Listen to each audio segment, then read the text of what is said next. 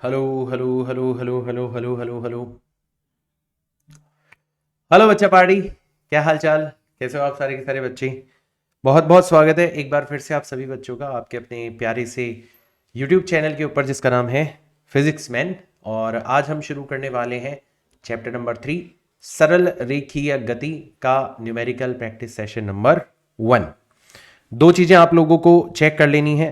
पहला, क्या मेरी आवाज़ आप सभी लोगों को अच्छे से सुनाई दे रही है? और दूसरा, क्या ये क्लास आप सभी लोगों को अच्छे से दिखाई दे रही है? आवाज़ चेक कर लो, क्लास चेक कर लो, हमेशा चेक कर लेनी चाहिए। कभी भी लगे कोई दिक्कत है तो आपको मुझे बता देना है, मैं आपको improved version of class available करवा दूंगा। ये www.physicsman.in ये हमारी वेबसाइट है। तो जितने भी लेक्चर्स मैं बना रहा हूं वो सारे के सारे लेक्चर्स एक कोर्स की फॉर्म में आपको मिल जाएंगे वेबसाइट के ऊपर। साथ ही साथ में इनकी पीडीएफ और बहुत सारी और चीज़ें भी आपको मिल जाएगी। तो एक प्रॉपर सिस्टमेटिक वे में अगर आप पढ़ना चाहते हो मुझसे तो आप वेबसाइट विजिट करो और वेबसाइट पर जाकर इन कोर्सेज को ज्वाइन करो। जैसे जो हिंदी माध्यम वाले बच्चे हैं वो एक अलग तरीके से बहुत कम समय में पूरा का पूरा सिलेबस खत्म करते हुए नीट और जेई में अच्छा स्कोर हासिल करना चाहते हैं, वो मिरेकल सीरीज नाम के कोर्स का उपयोग कर सकते हैं। ठीक है ना? तो इस सीरीज के अंदर हम लोग क्या करते हैं, एक बेसिक आइडिया मैं दे देता हूं। इस सीरीज में हम लोग एक चैप्टर उठाते हैं और इस चैप्टर को हम लोग वन शॉट निपटाते हैं। तो आपने बहुत सारे वन शॉट देखे होंगे, यूट्यूब पर भी अवेलेबल है। हर वन शॉट जो होता है वो 2 घंटे से भी कम समय का होता है। और अब तो मैं और ज्यादा, कि मैंने इतने सारे बच्चों से बातचीत करी है तो मुझे लगता है कि प्रेशर इतना ज्यादा है, बच्चों के बारे में कोई सोच ही नहीं रहा। तो जैसे बच्चों ने मुझे बहुत बहुत ज्यादा अप्रिशिएट किया कि सर आपने फाइनली सोचा कि यार एक बच्चा नहीं देख सकता 5 से 6 घंटे के लंबे लंबे सेशंस। ठीक है ना? जो एवरेज बच्चा, बिलो एवरेज बच्चा हो तो वैसे डर के मारे ही छोड़ देता है ऐसी चीजों को, राइट? तो और अब मतलब मुझे ऐसा लगता है कि मुझे तो 2 घंटे से भी छोटा, मतलब 2 घंटे में मैं एक पूरा का पूरा चैप्टर बहुत अच्छे से पढ़ा सकता हूं। इतना तो समय लगेगा मुझे 2 घंटे जितना, तो राइट। लेकिन अब मैं शायद हो सकता है मैं ये परिवर्तन अगले ही चैप्टर से लागू कर दूं कि मैं जो 2 घंटे का जो वन शॉट है ना उसको भी 2 पार्ट्स में डिवाइड करूंगा, पार्ट 1 और पार्ट 2। और वो दोनों 1-1 घंटे के होंगे ताकि एक बच्चे के अंदर हिम्मत तो आए कि हाँ यार 1 घंटे पढ़ना है मुझे सर के साथ में बैठ के, थोड़ा कॉन्फिडेंस तो आए उसके अंदर, राइट? और फिर इसके बाद में हर चैप्टर के ऊपर हमारे न्यूमेरिकल प्रैक्टिस सेशंस होते हैं। बेटा न्यूमेरिकल प्रैक्टिस सेशंस में क्या होता है? न्यूमेरिकल प्रैक्टिस सेशंस में हम लोग उस चैप्टर के ऊपर जितने भी क्वेश्चंस बन सकते हैं, जितने भी डिफरेंट डिफरेंट टाइप के, वो सारे के सारे क्वेश्चन सॉल्व करते हैं। और ऐसा ही एक न्यूमेरिकल प्रैक्टिस सेशन आज आप देखने वाले हो मेरे साथ में सरल रेखीय गति के ऊपर। ठीक है? तो किस लेवल के क्वेश्चंस करते हैं, ठीक है भाई? देखो बेसिक आइडिया तो यही है कि उस चैप्टर के ऊपर जितनी भी तरीके के क्वेश्चंस बन सकते हैं मैं सारे के सारे क्वेश्चंस आपको करवाता हूं, ताकि जब आप एग्जाम देने जाओ तो एक भी क्वेश्चन ऐसा ना हो जो कि आपका देखा हुआ ना हो। ठीक है? बाकी जो अच्छे क्वेश्चंस होते हैं उनकी मैं मल्टीपल टाइम्स प्रैक्टिस करवाता हूं ताकि वो स्पेशल केस के तौर पर आपके दिमाग में फिट हो जाए। और अगर एग्जाम में वही केस पूछ लिया जाए तो आप तुरंत उस सवाल को सॉल्व कर दो, आपका टाइम बचे, स्पीड इंक्रीज हो। ठीक है ना? दोनों चीजों का ख्याल रखते हुए मैं एक कोर्स डिजाइन करता हूं, राइट? तो चलो अपनी कॉपी, अपना पेन, अपना दिमाग फटाफट से उठा लो। कमेंट्स के अंदर एक बार टाइप कर देना #फिजिक्समैन और बस शुरू हो जाओ मेरे साथ में। ठीक है? देखो न्यूमेरिकल प्रैक्टिस सेशन को देखने का सबसे अच्छा तरीका पता है क्या है? क्वेश्चन आपकी स्क्रीन पर आएगा, पॉज कर दो, पहले खुद से पढ़ो, पहले खुद से देखो कि हाँ यार कौन सा हथियार लगाया जा सकता है, खुद से सॉल्व करने की कोशिश करो और फिर उसके बाद में मेरा सॉल्यूशन देखो। This is the ideal way to watch numerical practice session. बच्चे कमेंट्स के अंदर पूछते रहते हैं तो मैं इसलिए आपको ये बता रहा हूं। ठीक है ना? चलो शुरू करते हैं। पहला क्वेश्चन, एक कार यात्रा की पहली आधी दूरी 3 मीटर प्रति सेकंड की चाल से और शेष आधी दूरी 6 मीटर प्रति सेकंड की चाल से तय करती है। बताओ संपूर्ण यात्रा की औसत चाल क्या होने वाली है? अब सर ये तो आपने डायरेक्ट हमें हथियार बताया था, एक समान दूरी और विभिन्न चाल वाला हथियार, कि सर यहां पर जो दूरी अंतराल है वो तो समान है, आधी आधी दूरी तय करी जा रही है। ठीक है? और यहां पर जो वेग है वो आपको अलग अलग दे रखा है। तो ऐसे केस में आपने बताया था कि जितने अंतराल दे रखे हो, तो जैसे यहां पर 2 अंतराल दे रखे हैं तो 2 बटा जो आपका औसत वेग होगा वो किसके बराबर हो जाएगा, व्युत्क्रम को ऐड कर दो तो 1 अपॉन पहली चाल है 3 और दूसरी हो जाएगी 1 अपॉन दूसरी चाल है यहां पर 6। हथियार बताए ना आपको, n upon v average is equal to 1 upon v1 plus 1 upon v2 और ऐसे करते करते करते हम चले जाया करते थे 1 अपॉन vn तक। याद आ रहा है? बस उसी हथियार का यहां पर यूज करने। हो गया क्वेश्चन, एक ही बार में हो गया, राइट।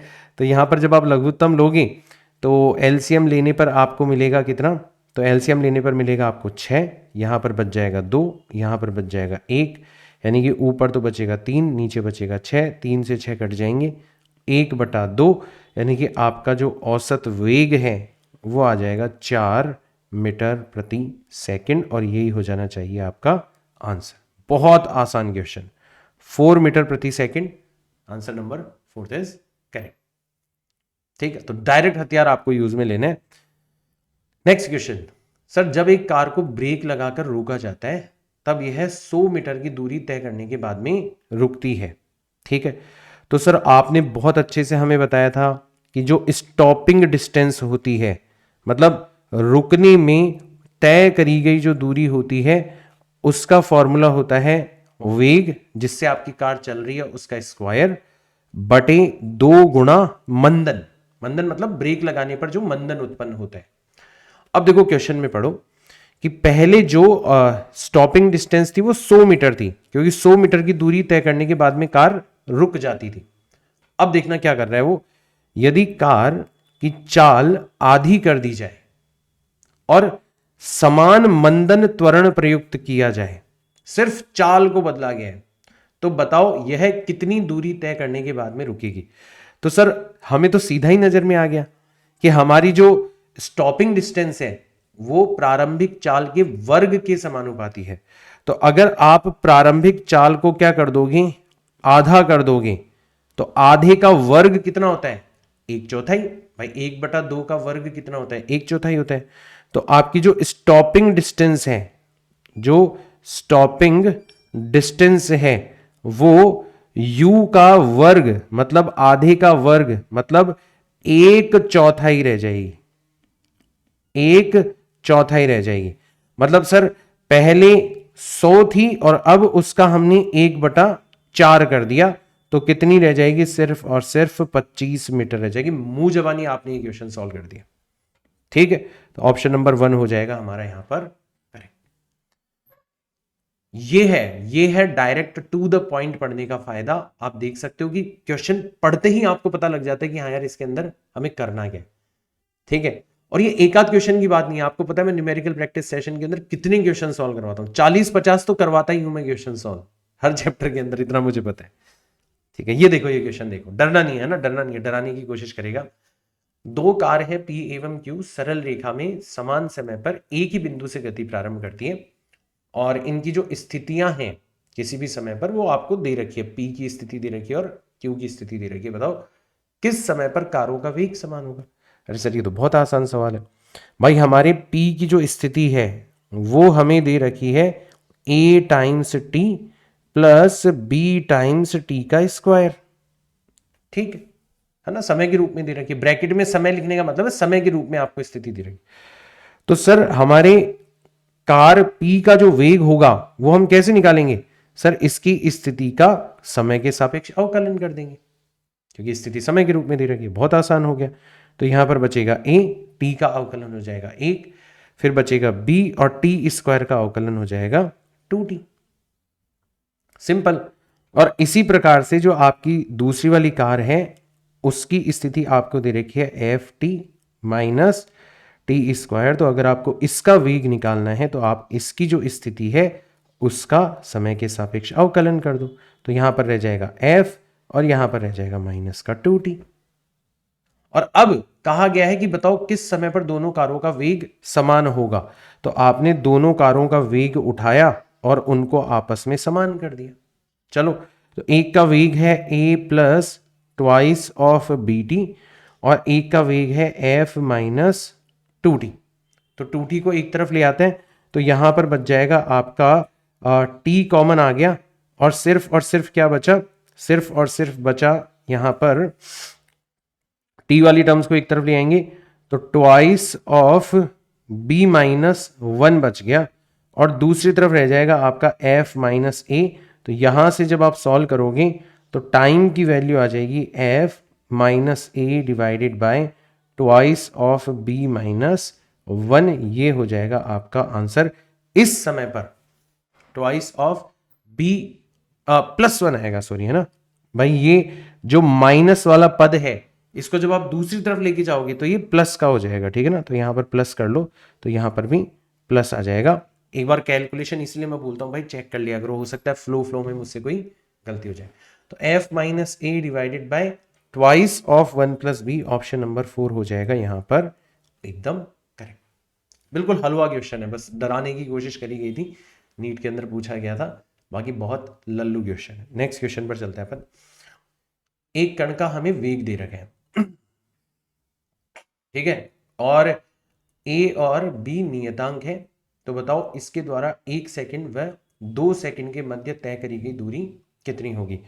तो सर आपने हमें बताया था कि जब भी आपको वेग समय के रूप में दिया जाए और आपको दूरी निकालनी हो तो दूरी के लिए सबसे पहले तो ये चेक कर लो कि क्या आपका वेग दिए गए अंतराल में कहीं जीरो तो नहीं हो रहा, क्योंकि अगर दिशा बदलता है ना पार्टिकल तो फिर इसका मतलब है कि पार्टिकल की दूरी जो है वो अलग होती है और विस्थापन अलग होता है। तो हमें थोड़ा ध्यानपूर्वक निकालना है।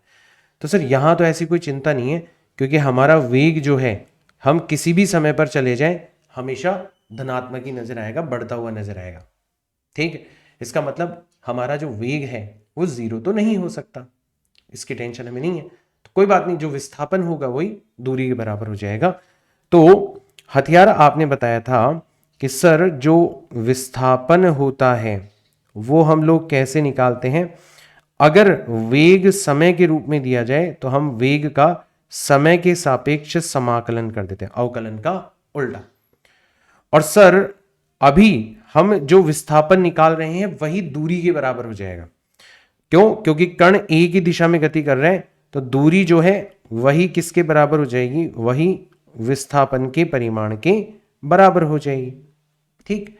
और विस्थापन का परिमाण हम कैसे निकालेंगे, समाकलन के द्वारा। तो चलो समाकलन कर देते हैं। कहां से लेके कहां तक करना है, 1 से लेके 2 सेकंड तक करना है। किसका, AT प्लस BT स्क्वायर का, किसके सापेक्ष, समय t के सापेक्ष।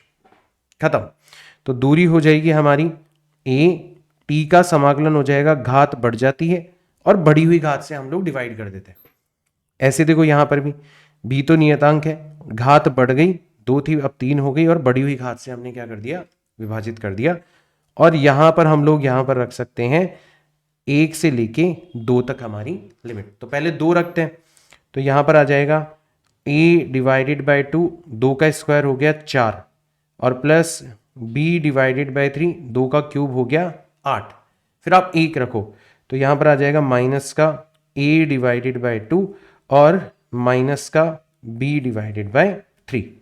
इसको हमें हल करना है। तो जब इसको आप सॉल्व करोगे तो आपका जो दूरी का मान है वो कितना आ जाएगा बेटा, वो आ जाएगा 4 में से 1 गए तो 3 तो a/2 बचेंगे, ठीक है। और 8 में से 1 गया तो 7 जो है वो b/3 बच जाएंगे और ये हो जाएगा आपका answer 3a/2 and 7b/3। Option number 4 is correct. देखो कितना डायरेक्ट स्ट्रेट फॉरवर्ड क्वेश्चन जो है वो नीट के अंदर पूछा गया, ठीक। तो लेकिन क्या होता है, बच्चे देखो कंसेप्चुअल नहीं पढ़ते बच्चे, और बच्चे क्या थोड़ा सा डरते भी हैं फिजिक्स से। दोनों ही कारण मिलके बच्चे ऐसे सवाल भी सॉल्व नहीं कर पाते। इसीलिए मिरेकल सीरीज जैसी चीजें जो है वो बच्चों के लिए बहुत काम की है, क्योंकि पहली बार उनका डर खुलता है कि हाँ यार हमें मतलब चीजों को थोड़ा सही ढंग से पढ़ना है, बस सुभाष सर की स्टाइल के अंदर, बाकी अपने आप काम हो जाएगा हमारा।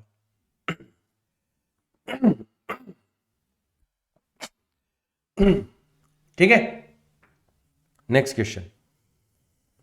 वेग v एक मतलब वेग v के साथ में एक कण जो है सरल रेखा पर समय t के फलन के रूप में दिया गया है। वेग हमें समय के रूप में दिया गया। तो बताओ प्रथम 10 सेकंड में कण के द्वारा तय की गई दूरी कितनी होगी। अब देखना बेटा, ध्यान देना, मतलब कितना सुंदर क्वेश्चन है, उसका थोड़ा सा गौर करना उसके ऊपर कि सर जो वेग है ना वो दे रखा है 5 माइनस टी। मैंने बताया था कि जब भी आपको दूरी निकालनी हो, जब भी, तो पहले ये चेक कर लो कि कहीं कण रुका तो नहीं है, ये चेक कर लो, ठीक है। तो हम 0 से लेके 10 सेकंड के बीच में कहीं कण रुका तो नहीं है। तो हम सबसे पहले क्या चेक करने वाले हैं, सबसे पहले हम ये चेक करने वाले हैं कि कहीं 0 से लेके 10 सेकंड के बीच कण रुक कर अपनी दिशा तो नहीं बदल रहा। ये हमेशा चेक कर लेना है बेटा, क्योंकि इसके ऊपर बहुत अच्छे क्वेश्चन पूछे जाते हैं। तो चलो चेक करते हैं, और चेक करने का सीधा सीधा तरीका यह है कि आपका जो वेग है उसको आप 0 रख लो। आपको अपने आप वो समय पता पड़ जाएगा जिस समय पर वेग 0 होने वाला है, यानी कि 5 माइनस टी जो हो गया वो 0 हो गया। इसका मतलब टी बराबर कितना आ जाएगा, 5 सेकंड आ जाएगा। तो हमारा शक सही निकला कि हाँ यार वाकई 5 सेकंड के ऊपर आपका कण जो है वो तो अपना उसका वेग 0 आ रहा है। मतलब अगर आप 5 सेकंड से पहले देखोगे तो कण का जो वेग है वो धनात्मक है, और 5 सेकंड के बाद में देखोगे तो कण का वेग जो है वो ऋणात्मक है। तो बहुत प्यारा क्वेश्चन हो गया। तो सर अब ऐसे समय में हमें क्या करना होता है, ऐसे समय में जहां तक वो एक ही दिशा में गति कर रहा है वहां तक का विस्थापन और दूरी बराबर हो जाएगी, ठीक है ना। तो अगर अब हमें दूरी निकालनी है, तो हम लोग क्या करेंगे, सबसे पहले t बराबर 0 से लेके t बराबर 5 सेकंड तक का विस्थापन, उसका परिमाण निकालेंगे, ठीक है। और इसी प्रकार से हम लोग t बराबर 5 सेकंड से लेके t बराबर 10 सेकंड तक का जो विस्थापन होगा उसका हम लोग परिमाण निकालेंगे, और फिर इन दोनों परिमाणों का हम लोग क्या कर देंगे, योग कर देंगे। It's a very beautiful question.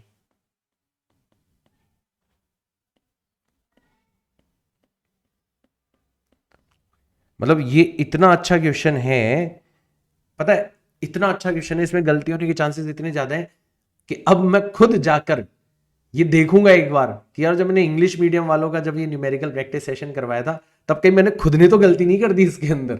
ये ऐसा क्वेश्चन है, सोच के देखो, मतलब क्योंकि जब खुद को ऐसा लग रहा है कि यार, क्योंकि जल्दीबाजी, देखो हम पढ़ाते ना तो दिमाग में 10 तरीके की बातें चलती है, तो कई बार क्या होता है जल्दीबाजी में नहीं पकड़ पाते ऐसी चीजें, ठीक है। मैं इसलिए बच्चों को बोलता हूँ कि हमेशा चेक करो भाई, टीचर के ऊपर भी सवाल उठा सकते हो तुम, ऐसा नहीं है टीचर कोई भगवान थोड़ी ना है, ठीक है ना। कंसेप्ट के ऊपर कभी सवाल मत उठाओ, ठीक है। आ जाओ। तो सर 0 से लेके 5 सेकंड तक का पहले अपन विस्थापन निकालते हैं। तो सर 0 से लेके 5 सेकंड तक का विस्थापन कैसे निकालेंगे कि सर जो हमारा वेग होगा 5 माइनस टी, उसका हम लोग समय के सापेक्ष क्या कर देंगे, समाकलन कर देंगे, और जो भी वैल्यू आएगी उसको हम लोग धनात्मक ले लेंगे। और इसी प्रकार से सर अब हम क्या करेंगे, 5 से लेके 10 सेकंड तक 5 माइनस टी, इसका समाकलन करेंगे, और जो भी वैल्यू आएगी उसका हम लोग धनात्मक मान ले लेंगे। ऐसे हमें 2 समाकलन करने। चलो आ जाओ, तो यहां पर हम लोग ले चलते हैं ऊपर। तो जो दूरी का मान होगा वो कितना आ जाएगा, पहले 0 से लेके 5 तक, तो 5 इंटू टी माइनस का टी स्क्वायर, है ना, और लिमिट रखनी है हमें टी स्क्वायर बटे 2 आएगा भाई, है ना, टी का हो जाएगा टी स्क्वायर बटे 2। तो 0 से लेके 5 तक हमें लिमिट रखनी है, और मॉड्यूलस लगा देना है भाई। मॉड्यूलस का मतलब है हमें धनात्मक वैल्यू लेनी है, ठीक है ना। और दूसरा समाकलन भी होगा तो ये, है ना, होगा तो ये, बस लिमिट्स चेंज होगी, 5t माइनस टी स्क्वायर बटे 2, और अब की बार लिमिट हो जाएगी आपकी 5 से लेके 10 सेकंड तक, जो भी वैल्यू आएगी उसको आपको धनात्मक बना देना है। बहुत अच्छा क्वेश्चन हो गया, राइट। तो ये हो जाएगा आपका 5 रखेंगे तो 5 इंटू 5 हो जाएगा 25 माइनस 25 डिवाइडेड बाय 2, इसका हमें मॉड्यूलस लेना है ना, 0 रखने पर तो 0 आ ही जाएगा, ठीक है। तो एक तो ये आ गया, और सर दूसरी तरफ क्या बचेगा, दूसरी तरफ हमें मॉड्यूलस लेना है। पहले अपन 10 रखते हैं, तो 10 इंटू 5 करेंगे तो 50 माइनस 10 का स्क्वायर करेंगे 100 बटे 2 करेंगे तो वापस से क्या आ जाएगा 50 आ जाएगा। ठीक है, तो ये तो 10 रखी हमने लिमिट, फिर -5 रखेंगे तो ये आ जाएगा 25, और 5 का स्क्वायर करेंगे तो माइनस माइनस प्लस हो जाएगा आपका 25/2। ये हो जाएगा हमारा विस्थापन। अब देखो गौर से देखना कि सर एक तरफ तो बच रहा है हमारा 25/2 जो कि धनात्मक है, धनात्मक है तो मॉड्यूलस से बाहर आ गया। दूसरी तरफ सर इस 50 से 50 कट गए और अंदर क्या बच रहा है, अंदर बच रहा है सर -25/2। ध्यान रखना -25/2। ये जो -25/2 है इसको आपको धनात्मक बना देना है, तो ये आ जाएगा 25/2 प्लस 25/2, और जब ऐड करोगे तो 50/2, तो कुल मिला के 25 मीटर जो है ये आपका आएगा आंसर। ऑप्शन नंबर 3 हो जाएगा करेक्ट। और अगर आप इस बात का ध्यान नहीं रखते, ये चेक नहीं करते कि कहीं कण रुका भी है या नहीं रुका, और डायरेक्ट अगर आप इंटीग्रेशन कर देते 0 से लेके 10 सेकंड तक, तो आपका आंसर जो आता ना वो 0 आता है, जो भी कुछ और आता आपका आंसर 0 आता मेरे ख्याल से, ठीक है ना। और फिर आप घबरा जाते कि यार ये क्या हुआ, मैंने जो आंसर निकाला वो तो है ही नहीं इसके अंदर, राइट। अच्छा क्वेश्चन है, बहुत प्यारा क्वेश्चन, मजा आ गया। ठीक है, चलो आगे देखते हैं। सर एक कार 40 किलोमीटर प्रति घंटे की चाल से ए से बी तक गति करती है और 60 किलोमीटर प्रति घंटे की चाल से समान पथ पर वापस लौटती है। तो सोचो कार ने जहां से चलना स्टार्ट किया, ए से चलना स्टार्ट किया और कहां पर पहुंच गई, बी पर पहुंच गई। ठीक है, और फिर बी से चलना स्टार्ट किया और वापस कहां पर पहुंच गई, ए पर पहुंच गई। तो एक बात बताओ, इस कार का कुल विस्थापन कितना हुआ। आप बोलोगे सर विस्थापन का मतलब तो होता है अंतिम स्थिति माइनस प्रारंभिक स्थिति, दोनों समान है, इसका मतलब कुल विस्थापन कितना हो गया 0। और अगर कुल विस्थापन 0 हो गया तो हमारा जो वेग है औसत वो भी कितना हो जाएगा, 0 हो जाएगा। ऑप्शन नंबर 2 हो जाएगा करेक्ट। भाई ध्यान देना यहां पर औसत वेग पूछा है ना। औसत वेग में क्या लिया जाता है, कुल विस्थापन। कई बच्चे क्या करेंगे, सर ये तो समान दूरी वाला हथियार लगाएंगे, बट बेटा वहां पर हम औसत चाल निकालते हैं और मानते हैं कि कार एक ही दिशा में समान दूरी तय कर रही है, यहां पर तो जाके वापस आ रही है। ठीक है, तो ध्यान रखना अगर औसत वेग निकालने के लिए कहें तो आपका आंसर क्या आएगा, तो आपका आंसर 0 आएगा। लेकिन अगर आपसे कोई औसत चाल निकालने के लिए कहता तो औसत चाल हम लोग कैसे निकालते, तो v एवरेज हो जाता, 2 के लिए मैंने बताया था twice of v1 v2 divided by v1 plus v2, है ना, ये भी बनाया था ना आप लोगों ने, समान दूरी अंतराल में ये भी हथियार लगता है।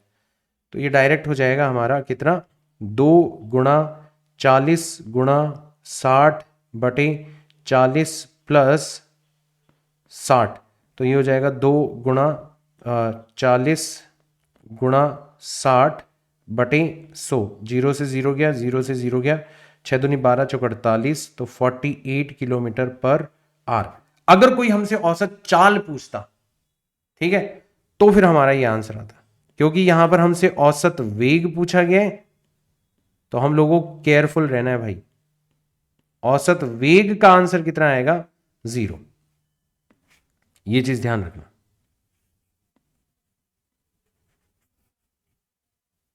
ठीक है, ठीक है, अच्छा सवाल है ये, है ना, बहुत अच्छा सवाल। इसमें भी गलती कर जाएंगे बच्चे। यदि एक कण जो कि एक सरल रेखा में गतिशील है, इसका वेग और स्थिति के बीच का आपको संबंध दे रखा है। ठीक है सर, हमें क्या दे रखा है, हमें तो सर वेग का स्क्वायर दे रखा है a minus B into X square, और हमें पूछा गया त्वरण के बारे में। तो सर आपने बताया था कि जब भी वेग समय के रूप में ना दिया जाए, स्थिति के रूप में दिया जाए, तो हम त्वरण का कौन सा फॉर्मूला यूज करते हैं, तो सर हम लोग त्वरण का एक फॉर्मूला यूज करते हैं v गुणा dv बटे dx। अब ये कहां से ढूंढ के लेके आए सर, तो हम क्या करते हैं, हमें ये जो समीकरण दे रखा है हम इसका क्या कर देते हैं, हम इसका अवकलन कर देते हैं।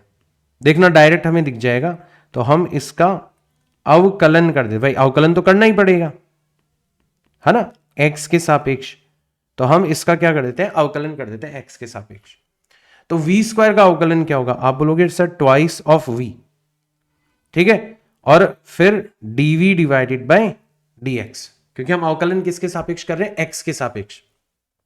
तो पहले v स्क्वायर का हो गया ट्वाइस ऑफ v, और फिर v का हो गया dv बाय dx, है ना। फिर सर a का अवकलन कितना हो गया, 0 हो गया, और माइनस बी एक्स स्क्वायर का अवकलन कितना हो गया, -2 आगे आ गया इंटू बी इंटू एक्स।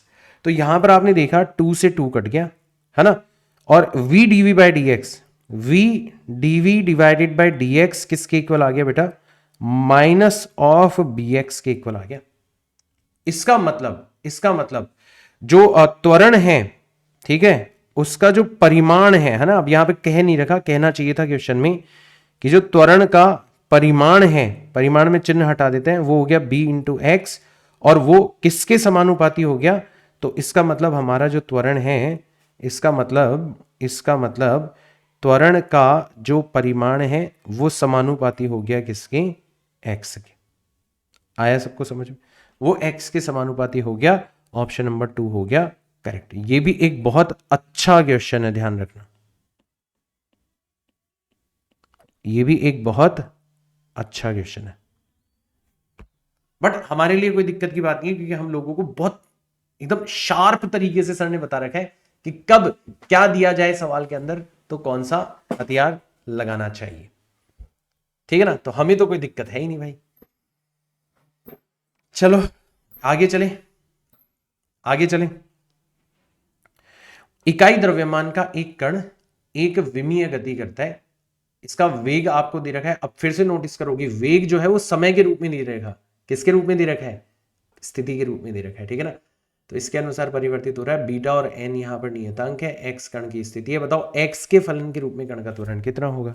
बहुत आसान है सर, वेग हमें दे रखा है बीटा गुणा एक्स की पावर -2n, तो इस अवस्था में त्वरण हो जाएगा v गुणा dv बटे dx। v मतलब बीटा गुणा एक्स की पावर -2n, और dv बाई dx का मतलब है सर बीटा तो रह जाएगा, पावर आ जाएगी आगे, और x की पावर हो जाएगी -1, तो -2n थी, हमने और -1 कर दिया। तो कुल मिला के हमारा जो त्वरण आया वो देखो कितना आया कि सर बीटा और बीटा गुणा होके बीटा स्क्वायर हो गए, तो -2 इंटू एन इंटू बीटा का स्क्वायर, और x की कुल पावर कितनी हो जाएगी, -4n -1 हो जाएगी, और ये हो जाएगा आपका answer, -2n beta square x की पावर -4n -1, ऑप्शन नंबर 3 हो गया यहां पर करेक्ट।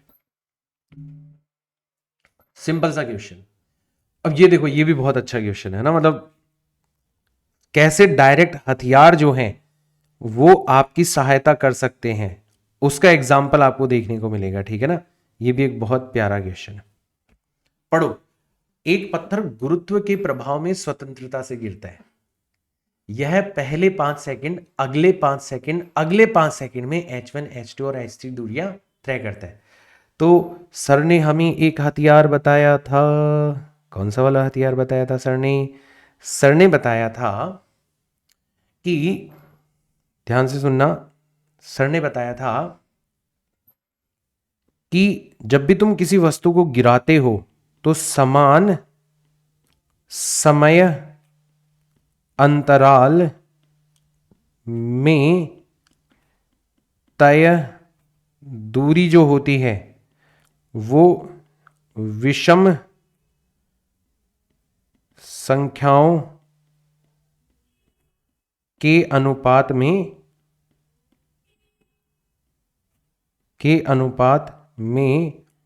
बढ़ती चली जाती है। बताया था, याद आ रहा है ये हथियार। यानी कि कहने का मतलब ये है कि अगर पहले 5 सेकंड में तुमने h1 दूरी तय करी है, तो अगले 5 सेकंड की जो दूरी होगी, मतलब h2 जो होगी वो कितनी होगी, 3 गुणा h1 होगी। अगले 5 सेकंड की जो दूरी होगी, मतलब h3 जो होगी वो 5 गुणा h होगी, h1, है ना। तो पहले समय अंतराल में जो दूरी आपने तय करी है उसके विषम गुणज बनाते जाओ, तो अगले समय अंतराल की दूरी आपको मिलती चली जाएगी। तो सर यहां से तो हमें क्या दिखाई दे रहा है कि जो h1 है वो किसके बराबर है, h2 डिवाइडेड बाय 3 के बराबर है। और सर यहां से हमें क्या दिखाई दे रहा है कि जो h1 है वो किसके बराबर है, वो h3 डिवाइडेड बाय 5 के बराबर है। मतलब कुल मिला के हमें क्या दिखाई दिया कि जो h1 होगा वो h2 डिवाइडेड बाय 3 के बराबर भी लिखा जा सकता है और h3 बटे 5 के बराबर भी लिखा जा सकता है। तो यही हो जाएगा हमारा आंसर, यही हो जाएगा हमारा आंसर, ऑप्शन नंबर 1 हो जाएगा। कितना सिंपल हो गया हमारे लिए क्वेश्चन, क्योंकि हमारे पास में डायरेक्ट हथियार मौजूद है। एक वस्तु x अक्ष के अनुदिश इस प्रकार से गति करती है कि इसकी स्थिति जो है वो समय के सापेक्ष हमें दी हुई है, परिवर्तित हो रही है जो, ठीक है ना। हमसे पूछा गया है, ध्यान से पढ़ना, t बराबर 0 से लेके t बराबर 3 सेकंड तक वस्तु द्वारा तय करी गई दूरी। तो फिर से सतर्क हो जाना,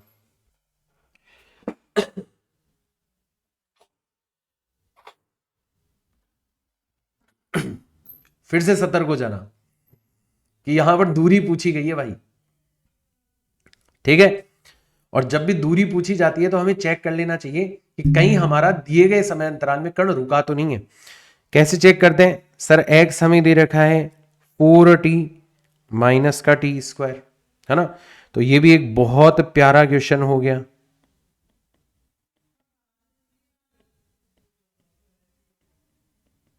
सुनो देखो, तो सबसे पहले तो हम क्या निकालेंगे, इसका वेग निकालेंगे। वेग कैसे निकालेंगे सर, हम सर x का समय के सापेक्ष कर देंगे अवकलन, तो ये आ जाएगा 4 माइनस ट्वाइस ऑफ t। फिर हम ये देखेंगे कि हम ये लोग ये चेक करेंगे कि कण जो है वो 0 से लेके 3 सेकंड के बीच रुका तो नहीं है।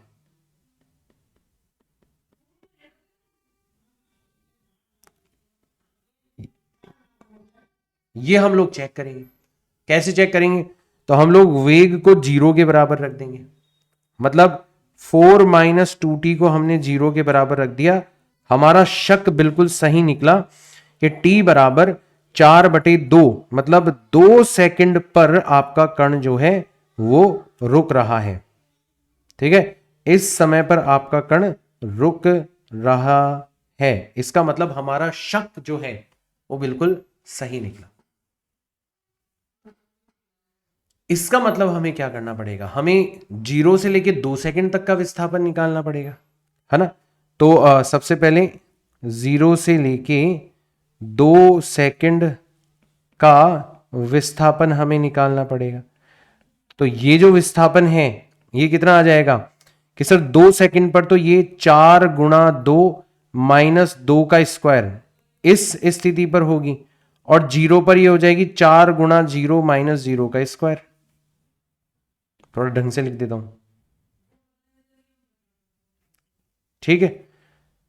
तो सर ये कितना हो जाएगा, 2 सेकंड पर इसकी स्थिति हो जाएगी 4 गुणा 2 माइनस 2 का स्क्वायर, ये तो 2 सेकंड पर स्थिति हो गई, माइनस 0 सेकंड पर हो जाएगी 4 गुणा 0 माइनस 0 का स्क्वायर। तो कुल मिला के आंसर कितना आएगा तुम्हारा, तो 4 दूनी 8, 8 में से 4 चले गए तो सिर्फ और सिर्फ कितने बचेंगे, 4 बचेंगे। तो ये आपका पहला विस्थापन आपने निकाल लिया। धनात्मक है तो दूरी भी आपको पता पड़ गई, ठीक है। और दूसरा फिर आप क्या करोगे, 2 सेकंड से लेके 3 सेकंड तक का विस्थापन निकालोगे। तो ये कैसे निकलेगा कि सर 3 सेकंड पर जो इसकी स्थिति दी होगी वो हो जाएगी 4 गुणा 3 माइनस 3 का स्क्वायर, ये 3 सेकंड पर स्थिति है, और 2 सेकंड पर 4 गुणा 2 माइनस 2 का स्क्वायर। सॉल्व कर लो फटाफट से, 4 3 12 में से 9 गए तो ये तो बच जाएंगे, 12 में से 9 चले गए तो कितने बचेंगे, 3 बचेंगे, ठीक है। और माइनस 8 में से 4 चले गए तो माइनस 4 बचेंगे, तो बच जाएगा माइनस का 1 मीटर। तो यहां पर 4 मीटर हुआ, यहां पर 1 मीटर का विस्थापन हो।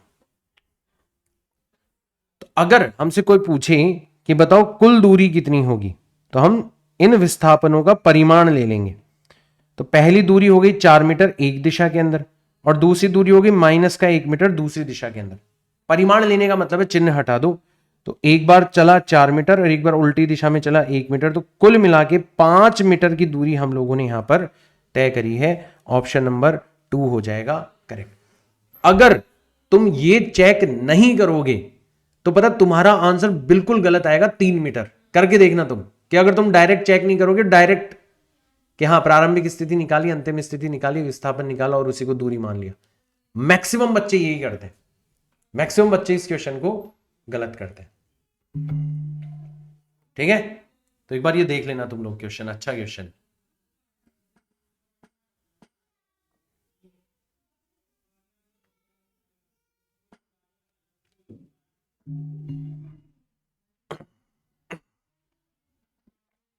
ठीक है, आगे चलें। चलो आगे चलते हैं। एक धावक 20 सेकंड में नियत चाल से आर त्रिज्या के वृत्तीय पथ पर एक चक्कर पूरा करता है। ठीक है, 1 मिनट 10 सेकंड के अंत में उसका विस्थापन क्या होगा? चलो भाई, 1 मिनट और 10 सेकंड का मतलब क्या हो गया? 60 सेकंड प्लस 10 सेकंड, इसका मतलब 70 सेकंड हमें इसको भगाना है। चलो भगाना प्रारंभ करते हैं। तो ये हमारा एक वृत्ताकार पथ हो गया। ठीक है, तो यहां से हम इसको भगाना चालू करते हैं। ठीक है, घड़ी स्टार्ट कर दी हमने। तो हमने देखा t बराबर 0 पर कण यहां पर था, भागते भागते भागते भागते भागते भागते भागते भागते आप देखते हो 20 सेकंड में एक पूरा का पूरा चक्कर लगाकर ये यहां पर आ गया। ठीक है, वापस फिर भागना स्टार्ट करता है, भागना स्टार्ट करता है, भागना स्टार्ट करता है, फिर से ये 20 सेकंड का समय लगा के यहां पर आ जाता है। तो t बराबर 40 सेकंड पर भी आपको यहां पर मिलेगा। फिर ये भागेगा, 20 सेकंड का समय लगाएगा, t बराबर 60 सेकंड के टाइम पर भी आपको ये यहीं पर मिलेगा। ठीक है, तो यहां पर इस जगह पर आपको ये मिल रहा है कब कब? सर एक तो हमें t बराबर 0, एक हमें मिल रहा है t बराबर 20, एक मिल रहा है हमें t बराबर, क्या हो गया यार ये? ठीक है, एक बार हमें मिल रहा है t बराबर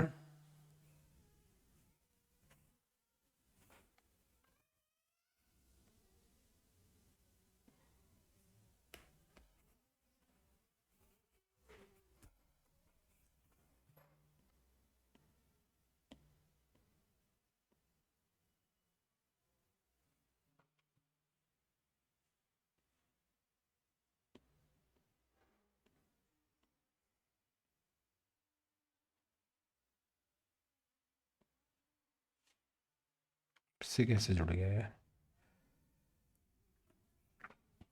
लिख ही देता हूं मैं ना। एक बार हमें मिल रहा है t बराबर 0 पर, एक बार t बराबर 20 पर, एक बार मिल रहा है t बराबर 40 पर, एक बार मिल रहा है t बराबर 60 सेकंड पर। एक चक्कर लगाया 20 सेकंड, वापस वहीं। दूसरा चक्कर लगाया 40 सेकंड, वापस वहीं। तीसरा चक्कर लगाया 60 सेकंड हो गए, वापस वहीं पर। फिर फाइनल चक्कर जब ये लगा रहा है तो लगाते लगाते लगाते लगाते लगाते लगाते लगाते ये यहां पर हमें मिलेगा, यहां पर मिलेगा हमें ये t बराबर 70 सेकंड पूरे हो जाने के बाद में। तो एक तरीके से आपकी प्रारंभिक और अंतिम स्थिति आपको पता पड़ गई, और इन दोनों के बीच की जो न्यूनतम दूरी होती है ये हो गई इनके दोनों के बीच की न्यूनतम दूरी। तो ये हो जाएगी आपका विस्थापन। तो कितना विस्थापन हुआ? सर व्यास के बराबर विस्थापन हो गया। त्रिज्या कितनी थी? r, तो व्यास का मतलब हो जाएगा 2r, और ये हो जाएगा आपका आंसर। तो ऑप्शन नंबर 2 जो है वो करेक्ट हो जाएगा। अगर आपसे दूरी पूछी जाती इसी क्वेश्चन में, अगर आपसे दूरी पूछी जाती तो कैसे निकालते कि सर इसने एक चक्कर पूरा लगा लिया, 2 चक्कर पूरे लगा लिए, 3 चक्कर पूरे लगा लिए, और फिर उसके बाद में आधा चक्कर पूरा लगा लिया। ठीक है, तो इसने 3 चक्कर तो पूरे पूरे लगा लिए, मतलब 2 पाई आर, और आधा चक्कर इसने लगाया मतलब पाई आर। 3 चक्कर तो इसने पूरे पूरे लगा लिए, 2 पाई आर जिन परिधि वाले जो चक्कर है, और फिर एक चक्कर इसने आधा लगाया है, मतलब अगला जो चक्कर है वो इसने आधा लगाया।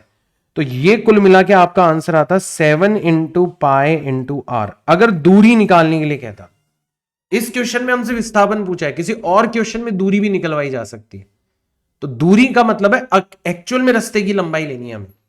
अभी विस्थापन क्या है, तो हमें सिर्फ इतना ध्यान देना है कि प्रारंभिक और अंतिम स्थिति कहां कहां पर है इस कण की। बहुत अच्छा सवाल है ना। एक कण 20 सेकंड के लिए 6 मीटर प्रति सेकंड की चाल से गति करता है, फिर अगले 20 सेकंड के लिए 8 मीटर प्रति सेकंड की चाल से, अगले 20 सेकंड के लिए। सर डायरेक्ट हथियार आपने हमें बता रखा है, इसको तो हम लोग ऐसे निपटाएंगे ना कि लोग देखते रह जाएंगे, राइट। हथियार क्या है, हमारा जो समय अंतराल है वो हमें क्या दे रखा है, सेम दे रखा है, समान समय अंतराल हमें दिया हुआ है। और जब समान समय अंतराल होता है तो जो औसत वेग होता है वो किसके बराबर हो जाता है, v1 v2 v3 सभी वेगों का योग बटे वेगों की संख्या। 3 वेग दे रखे हैं, तीनों का योग करके 3 से डिवाइड कर दो तो ये हो जाएगा 6 + 8 + 10 बटे 3। तो 8 और 6 14 और 10 24 बटे 3, और ये कैंसिल आउट होके आ जाएगा आपका 8 मीटर पर सेकंड। ऑप्शन नंबर सेकंड हो जाएगा यहां पर करेक्ट। सर वेग हमें दे रखा है देखो इस क्वेश्चन में, और हम तो सीधा नोटिस करेंगे कि वेग जो है वो समय के रूप में नहीं दिया हुआ। किसके रूप में दिया हुआ है, हमें विस्थापन के रूप में दे रखा है, ठीक है। अब हमसे पूछा गया बताओ t बराबर 0 पर अगर कण x बराबर 0 पर है तो बताओ t बराबर 2 सेकंड पर वेग व त्वरण कितना होगा। अब देखो वेग हमें दे किसके रूप में रखा है, सर स्थिति के रूप में, और सवाल किसके रूप में पूछा है, सर सवाल पूछा है हमसे समय के रूप में। तो पहले हमें क्या करना पड़ेगा, पहले हमें सारी की सारी जो इंफॉर्मेशन है उसको समय के रूप में निकालना पड़ेगा। अब देखो ये बहुत अच्छा सवाल है ना, काफी नई चीज सिखाएगा आपको, और यही फायदा होता है न्यूमेरिकल प्रैक्टिस सेशन का कि आप कुछ चीजें ऐसी है जो सवालों के माध्यम से समझते हो। कि सर हमें वेग दिया हुआ है रूट के अंदर 4 टाइम्स x, या इसको हम लोग 2√x भी लिख सकते हैं। और सर वेग का मतलब होता है dx बटे dt। तो ये हमें कितना दे रखा है, ये हमें 2√x दे रखा है। सर जो वेरिएबल्स हैं उनको सेपरेट कर लो, तो हमने x वाली चीजें एक तरफ लिख ली तो बटे 2√x, और हमने समय वाली चीजें एक तरफ लिख ली। अब हम क्या कर सकते हैं, दोनों तरफ समाकलन कर सकते हैं। तो इधर समाकलन करेंगे कहां से कि कहां तक, कि सर x का मान t बराबर 0 पर तो 0 था, है ना, और मान लो इन जनरल x का मान किसी समय पर x है। इसी तरीके से सर टाइम हो गया 0 से लेके इन जनरल t, है ना भाई। 0 पर तो x भी 0 था और t पर x का मान जो भी कुछ है वो हमने वेरिएबल फॉर्म में ले लिया। सर 1/2√x जो है वो तो √x का अवकलन होता है। तो अगर √x का अवकलन 1/2√x है तो उल्टा बोलो इसको, 1/2√x का समाकलन क्या हो जाएगा, √x हो जाएगा, ठीक है ना। तो यहां पर आ जाएगा आपका √x, लिमिट चली जाएगी आपकी 0 से लेके x तक, और यहां पर dt का समाकलन हो जाएगा t, लिमिट चली जाएगी 0 से लेके t तक। तो इसको हमने सॉल्व किया तो यहां पर आ गया आपका √x = t। इसका मतलब x जो है वो आ गया टाइम के स्क्वायर के इक्वल। अब हमारे पास में सूचना जो है वो समय के रूप में आ चुकी। तो कोई पूछे बताओ वेग कितना होगा समय के रूप में, बिल्कुल कि सर अब वेग निकालने के लिए हम वापस से x का समय के रूप में अवकलन कर देंगे, तो ये हो जाएगा आपका ट्वाइस ऑफ t। ये हमारा वेग आ गया समय के रूप में। कोई पूछे त्वरण कितना होगा, तो सर त्वरण निकालने के लिए हम लोग वेग का समय के सापेक्ष क्या कर देंगे, अवकलन कर लेंगे, तो सिर्फ और सिर्फ कितना रह जाएगा, 2 रह जाएगा। तो सर त्वरण तो नियत है, कितना है 2, त्वरण तो नियत है। वेग कितना होगा 2 सेकंड के ऊपर, ठीक है। तो वेग हमारा हो जाएगा 2 सेकंड पर, वेग जो है तो हम t की जगह 2 रख देंगे तो 2 × 2 कितना हो जाएगा, 4 मीटर पर सेकंड हो जाएगा। आंसर आ गया कि सर वेग तो होना चाहिए 4 मीटर प्रति सेकंड, और त्वरण जो है वो तो हमेशा 2 मीटर प्रति सेकंड स्क्वायर रहेगा। ऑप्शन नंबर 4 हो जाएगा यहां पर करेक्ट। हुआ ना अच्छा क्वेश्चन, ठीक है। सारे हथियार फेल हो गए, तो हमें बिल्कुल कंसेप्ट के ऊपर जाना पड़ा कि सर वेग का मतलब होता है x का अवकलन।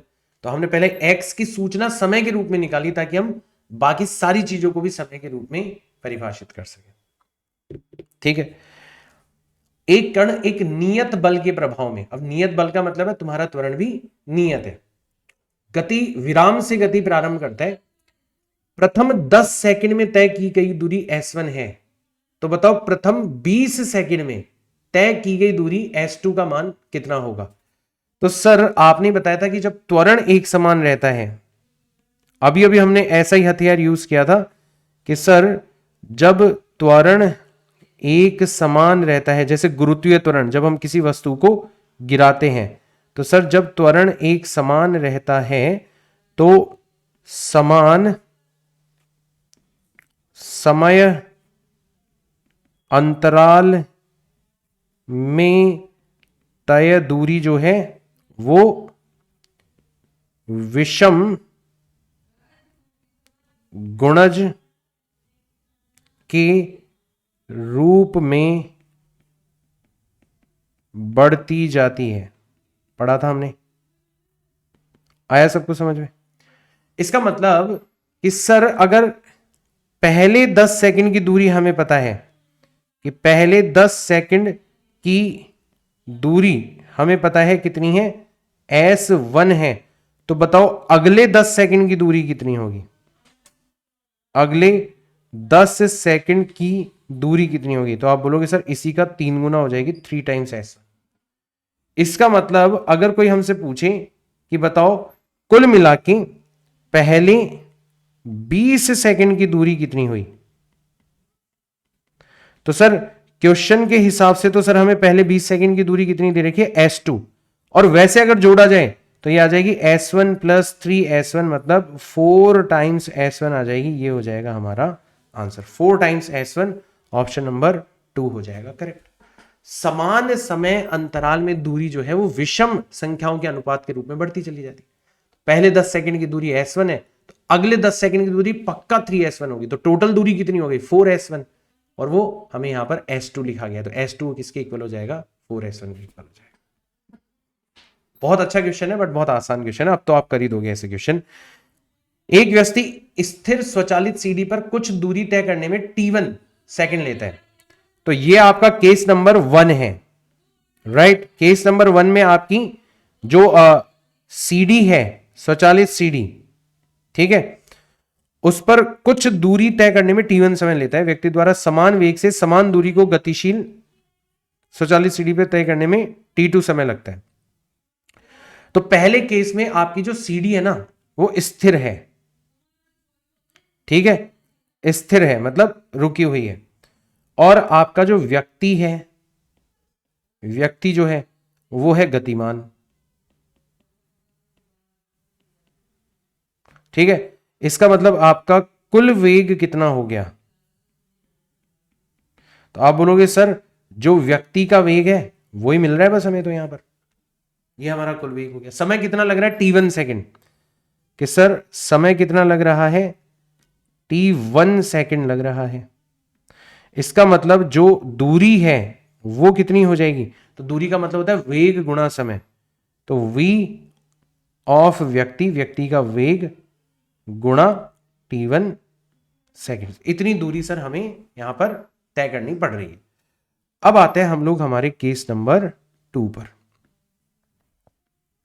कि सर समान वेग से समान दूरी को गतिशील स्वचालित सीढ़ी पर, तो अब की बार ऐसा कहा गया है कि जो सीढ़ी है ना वो भी गतिमान है, उसका भी कुछ ना कुछ वेग है, ठीक है, और व्यक्ति जो है वो भी गतिमान है, व्यक्ति जो है वो भी गतिमान है। तो सर अब की बार हमारा जो कुल वेग हो जाना चाहिए वो कितना हो जाना चाहिए, सर अब तो दोनों ही वेग जुड़ जाएंगे, हमारी सीढ़ी का भी वेग आ जाएगा यहां पर और व्यक्ति का वेग भी आ जाएगा, दोनों ही चल रहे हैं अब तो दोनों का वेग जुड़ जाएगा यहां पर ठीक है। तो ये जो दूरी तय करने में समय लगा है ये क्या कहा गया है, ये t2 कहा गया है। तो सर हमें जो इस अवस्था में समय लग रहा है वो कितना है, वो है आपका t2। इसका मतलब अब की बार हमारी जो दूरी है, और हम समान दूरी तय कर रहे हैं बाय द वे, तो पहले केस के हिसाब से तो दूरी क्या होनी चाहिए वो पता पड़ गई।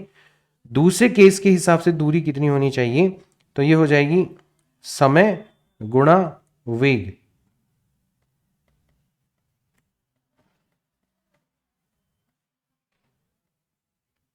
ये हमारी दूरी हो जानी चाहिए।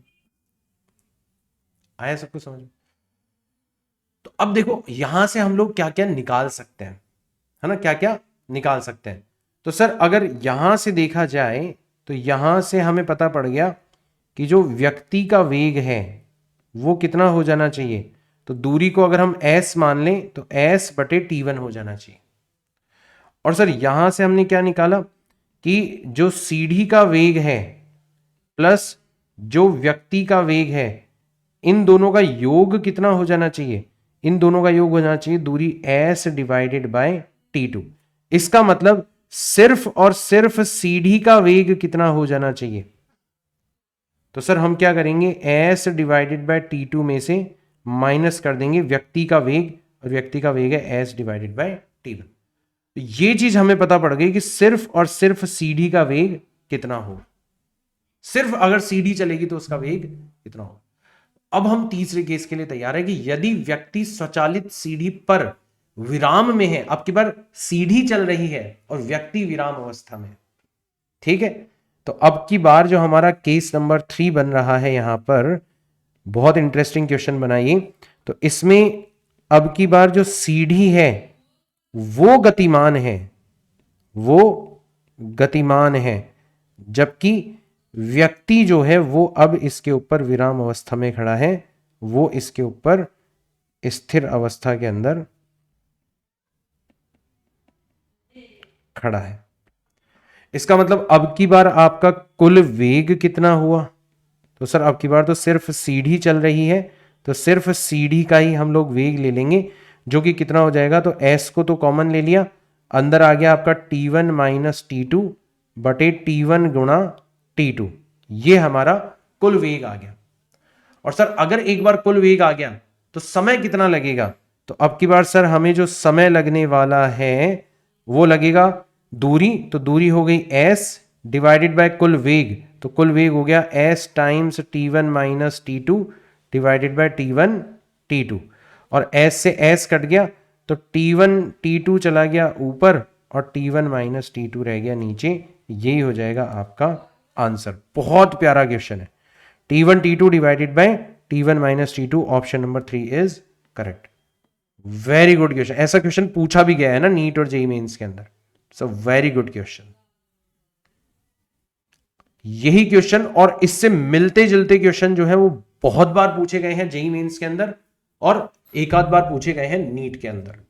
तो ये एक बहुत प्यारा क्वेश्चन आप लोगों ने किया, हालांकि है बहुत बेसिक नहीं, ये तो मतलब आजकल जो ये कांस्टेबल वगैरह की तैयारी करते हैं ना, तो उन क्वेश्चन उन एग्जाम्स में आते हैं आजकल ऐसे क्वेश्चन, ठीक है ना। तो it's like it's not that much difficult question, but yes for someone who is like कोई ऐसा व्यक्ति जो पहली बार चीजों को ढंग से पढ़ रहा है, तो उसको बड़ा लगेगा कि हाँ यार अब थोड़ी तसल्ली मिल रही है कि हाँ यार ढंग से पढ़ रहे हैं अपन लोग। वाई अक्ष के अनुदिश गतिशील एक कण की स्थिति को इस समीकरण के हिसाब से दर्शाया जाता है। y मीटर में है, t सेकंड में है, किस समय पर कण धनात्मक y दिशा में अधिकतम स्थिति को प्राप्त करेगा। ठीक है, तो y हमें दे रखा है 3t माइनस 3t स्क्वायर। तो सर वेग कितना हो जाएगा हमारा वेग, तो वेग हो जाएगा सर, हम इस y का समय के सापेक्ष कर देते हैं अवकलन, तो ये हो गया आपका 3, है ना, t का अवकलन हो गया 1 minus twice of t। Sir वेग 0 कब होगा,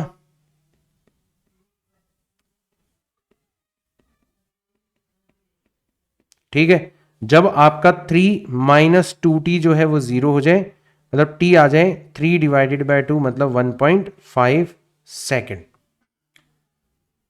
ठीक है, तो किस समय पर कण धनात्मक y दिशा में, तो जब आपका समय 1.5 सेकंड से कम है तब तक तो कण धनात्मक दिशा में दूरी तय कर रहे हैं, देख लो आप, क्योंकि तब तक आपका वेग जो है ना वो धनात्मक है।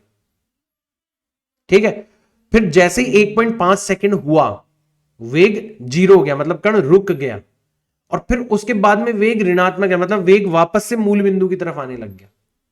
तो ये बहुत प्यारा क्वेश्चन है, आगे से ध्यान रखना कि मूल बिंदु से अधिकतम दूरी कब होती है, उस क्षण पर जब आपका वेग 0 हो जाए। ठीक है, तो जिस क्षण पर वेग 0 होता है, ठीक है, इसी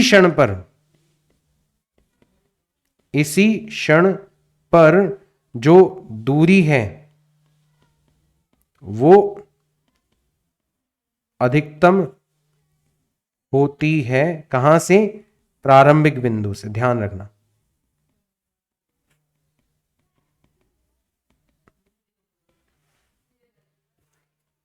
तो किस समय पर कण धनात्मक y दिशा में अधिकतम स्थिति को प्राप्त करेगा, यह हमें पता पड़ गया सर 1.5 सेकंड। इस क्षण पर आपका कण जो है वो अधिकतम स्थिति को प्राप्त करेगा। एक और क्वेश्चन पूछा जा सकता है जिसमें तुम्हें यह पूछा जाएगा कि अधिकतम स्थिति कितनी होगी, मतलब मूल बिंदु से ज्यादा कितनी दूरी पर जा सकता है कण। तो तुम्हें 1.5 सेकंड जो है उसमें तय दूरी निकाल लेना, तुम्हारा आंसर आ जाएगा। सर चित्र में सरल रेखा में गतिशील एक कण का त्वरण और समय का ग्राफ दे रखा है, और सर त्वरण और समय के ग्राफ में जो वेग होता है, वो वेग में परिवर्तन जो होता है वो कैसे निकाला जाता है? क्षेत्रफल के द्वारा। ठीक है ना, तो हम लोगों को तो क्या करना है, हमने ये वाला क्षेत्रफल निकाल लेना है। ठीक है, क्यों? क्योंकि ये जो क्षेत्रफल है यही किसको प्रदर्शित करेगा? वेग में परिवर्तन। तो 8 सेकंड पे वेग माइनस 0 सेकंड पे वेग के परिवर्तन को प्रदर्शित करेगा।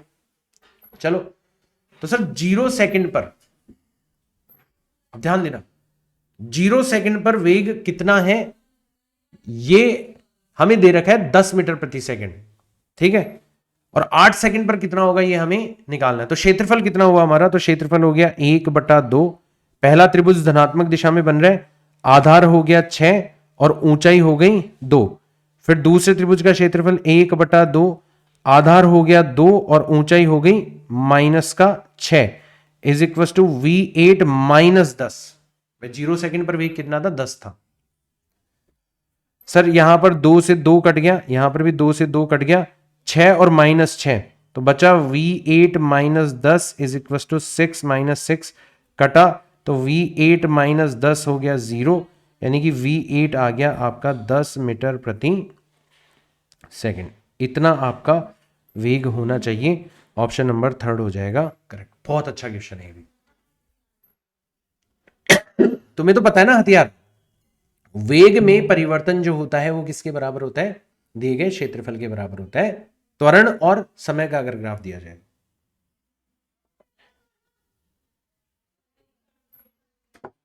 ठीक है भाई, आया मजा? एक वस्तु h ऊंचाई से गिर रही है, धरातल तक पहुंचने में 8 सेकंड का समय लेती है, तो इसके द्वारा पहली 1/4 ऊंचाई तय करने में लिया गया समय कितना होगा? ठीक है, तो देखो आपको मैंने एक चीज बताई थी,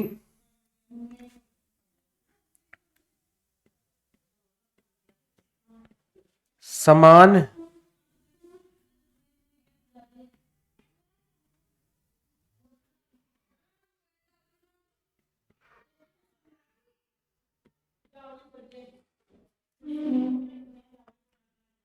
समान दूरी अंतराल में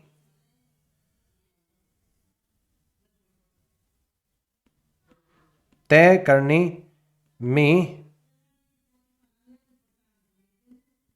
लगा समय जो होता है उसका अनुपात मैंने आपको बताया था। किस अनुपात में होता है? तो वो अनुपात हुआ करता था √1 अनुपात √2 माइनस √1 अनुपात √3 माइनस √2 अनुपात √4 माइनस √3, और इस तरीके से आपका क्रम चलता रहता। ठीक है, तो अगर आपसे कोई पूछे कि पहली 1/4 को तय करने में कितना समय लगा, ठीक है, तो उसको हमने नाम दे दिया T1। जो पहली एक चौथाई दूरी को तय करने में समय लगा उसको हमने नाम दे दिया T1। तो सर जो T2 होगा, है ना, ये तो हो गया आपका पहली एक चौथाई दूरी तय करने में लगा समय, ठीक है।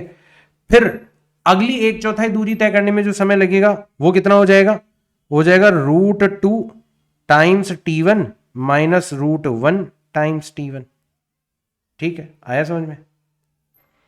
इसी को कॉपी कर लेते हैं।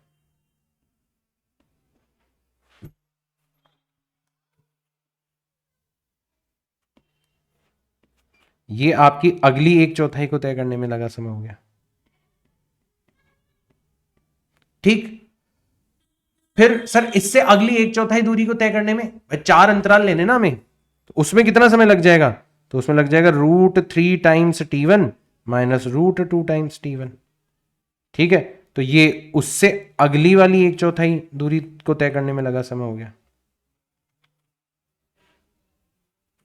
ठीक है। और सर उससे अगली जो एक लास्ट जो एक चौथाई दूरी बच रही है उसको तय करने में कितना समय लगेगा, √4 times T1 minus √3 times T1। ये आपकी अगली एक चौथाई दूरी को तय करने में लगा समय हो गया।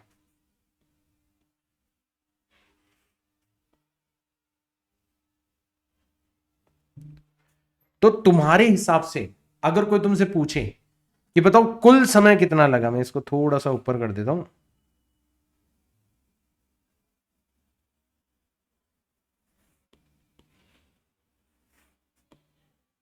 कि तुम्हारे हिसाब से अगर कोई पूछे कि बताओ कुल समय कितना लगा, तो पूरी की पूरी दूरी को तय करने में कुल समय कितना लगा, तो सर प्रश्न के हिसाब से तो हमें दे रखा है 8 सेकंड, कि हमें 8 सेकंड का समय लगा। और हमारे हथियार के हिसाब से देखा जाए तो हम ये सारे के सारे समय जोड़ देंगे। तो जब हम ये जोड़ेंगे तो इससे ये कट जाएगा, T1 से माइनस का T1 कट गया, √1 की वैल्यू तो 1 ही होती है ना सर, इससे ये कट जाएगा, √2 T1 से √2 T1 कट गया, और सर इससे ये कट जाएगा। तो सिर्फ और सिर्फ क्या बचेगा, सिर्फ और सिर्फ बचेगा सर √4 मल्टीप्लाइड बाय T1। मतलब जो पहली एक चौथाई दूरी को तय करने में लगा समय था ना, उसका √4 टाइम समय लेना है। यहां से √4 का मतलब तो 2 होता है, यानी कि यहां से हमारा जो T1 का मान आएगा वो कितना आ जाएगा, 8/2, मतलब 4 सेकंड का हमें समय लगेगा। पहली एक चौथाई दूरी को तय करने में कितना समय लगेगा, 4 सेकंड का समय लगेगा। अब आप अगली एक चौथाई दूरी का समय भी निकाल सकते हो, उससे अगली एक चौथाई का भी समय निकाल सकते हो। तो ये जो तरीका है, ये एक ऐसा तरीका है जिसमें फिर आप बीच के किसी अंतराल के बारे में भी पूछा जाए ना, तो वो भी समय आप निकाल सकते हो। बाकी इसको करने के बहुत सारे तरीके हैं, बट मैंने सोचा कि यार चलो इस तरीके से बताता हूं कि इस हथियार का यूज तो समझ में आए। यहाँ यार इसका यूज क्या है, बस रटने के लिए थोड़ी ना ये, कि ऐसे क्वेश्चंस के अंदर आप क्या कर सकते हो, इसका यूज कर सकते हो। बाकी तो भाई नॉर्मल भी है, एच ऊंचाई से गिर रहा है, 8 सेकंड का समय लग रहा है, तो पहले आप एच की वैल्यू निकाल लो, ठीक है ना। तो सर एच की वैल्यू कितनी आ जाएगी, तो आप बोलोगे सर 1/2 g/8 का स्क्वायर, 64 को 2 से डिवाइड करोगे तो 32 टाइम्स g आ जाएगा, मतलब 320 सेकंड आ जाएगा। पहले तो आपने एच निकाल लिया, अब आपने इसका एक चौथाई कर लिया, तो इसका एक चौथाई कितना हो गया, एच डैश कितना हो गया, तो 1/4 करेंगे तो ये हो जाएगा आपका 80 मीटर हो गया, 80 मीटर्स। और सर 80 मीटर्स को तय करने में कितना समय लगेगा, तो अब की बार जो समय लगेगा वो हो जाएगा आपका T dash √2 of H dash divided by G. तो √2 × 80/10, 0 से 0 चला गया, 16 का रूट करेंगे तो 4 सेकंड का समय लगेगा। तो ये तो है ही है हमारा मेथड नंबर 1, एंड ऑब्वियसली छोटा भी है, लेकिन मैंने आपको ये एक और मेथड बताया है।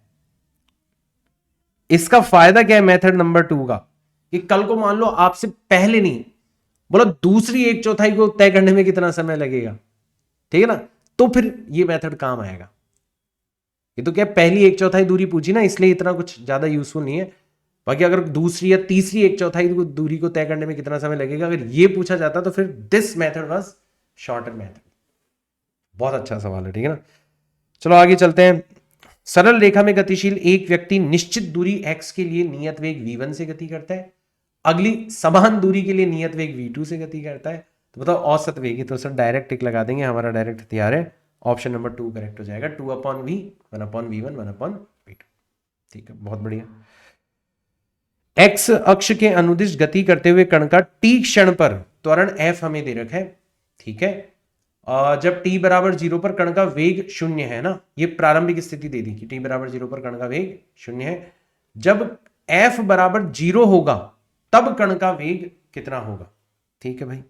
तो सबसे पहले तो सर हमें जो त्वरण है वो समय के रूप में दिया हुआ है, तो वेग में परिवर्तन कैसे निकालेंगे, तो वेग का, ठीक है, परिवर्तन जो होगा मतलब v माइनस, तो ये तो किसी समय t पर हो गया हमारा वेग, और सर t बराबर 0 पर कण का वेग कितना है, 0 है, तो बाद में रख देंगे, इज इक्वल टू त्वरण, तो त्वरण हमें दे रखा है f0 minus f0 times small t divided by capital T।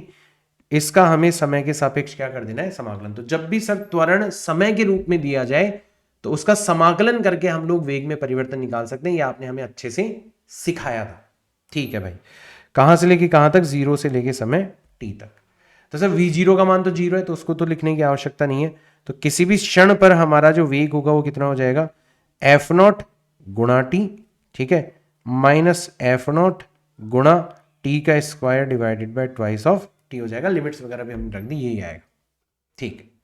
अब सर हमें किस क्षण पर कण का वेग निकालना है, जब f 0 हो, ठीक है। तो भैया f कब 0 होगा, तो जब f0 times 1 minus small t upon capital T कितना हो जाए, 0। इसका मतलब 1 minus small t upon capital T हो जाए 0। इसका मतलब small t upon capital T हो जाए 1। इसका मतलब स्मॉल t हो जाए कैपिटल T के बराबर। हमें इस क्षण पर वेग निकालना है, हमें इस क्षण पर वेग निकालना है। निकाल लेते हैं सर, हम तो किसी भी क्षण पर निकाल सकते हैं। तो यहां पर हम लोग क्या करेंगे, हमारी वैल्यूज पुट करेंगे।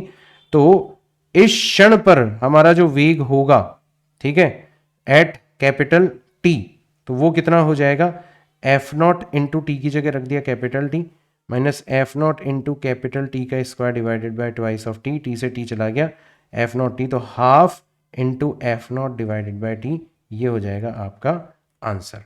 Half f0 into t, option number 1 is correct. देखो ये वाला ऑप्शन और ये वाला ऑप्शन तो वैसे भी गलत है अगर आप विमाओं की दृष्टि से देखोगे तो, क्योंकि आपको वेग निकालना है।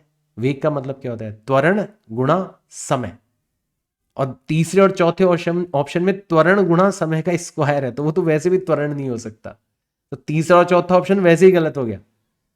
और सर दूसरा इसलिए नहीं हो सकता क्योंकि त्वरण नियत नहीं है। अगर त्वरण नियत होता है ना, तब हम उसको डायरेक्ट समय से गुणा कर देते हैं। यहां पर त्वरण तो बदल रहा है, तो आप चाहो तो बिना सॉल्व करे भी निकाल सकते थे इस क्वेश्चन का आंसर। और मैं ऐसे जुगाड़ बहुत लगाता हूं एग्जाम्स के अंदर, राइट। तो ये भी एक अच्छा क्वेश्चन हो गया। बट अभी फिलहाल के लिए जो आपका न्यूमेरिकल प्रैक्टिस सेशन 1 है, उसमें हम लोगों ने जितनी डिफरेंट वेराइटी ऑफ क्वेश्चंस बनते हैं काफी हद तक कवर कर लिए। तो अगला न्यूमेरिकल प्रैक्टिस सेशन आपके लिए कॉन्फिडेंस बूस्टर होगा, मतलब आपको मजा आएगा क्योंकि बहुत सारे क्वेश्चन अब आप खुद से सॉल्व कर रहे हो, बहुत सारे नए क्वेश्चंस भी मिलेंगे आपको, राइट। चलो मिलते हैं नेक्स्ट सेशन के अंदर, तब तक के लिए tata bye bye, see all in next class, जय हिंद।